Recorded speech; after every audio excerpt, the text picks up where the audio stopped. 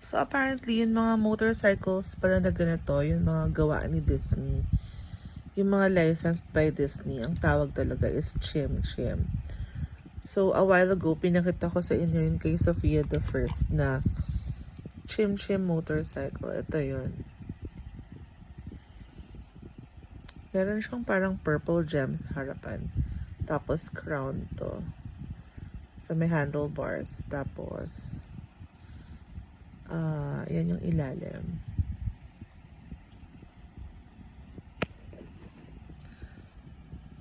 Siya di parang rubber siya. So ito. And then ito yung seat.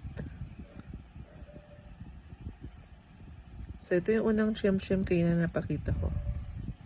Kay Sofia the First. And then, the other one is this one. Yung Sea Otter. Yung face niya nasa harapan. Tapos may parang shell siya dito sa handlebar.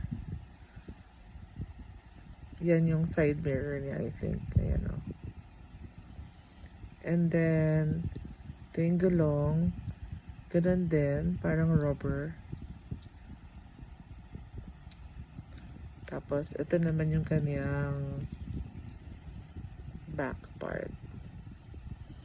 Oops. And then, ang nakalagay sa side is cuddle party and then my heart.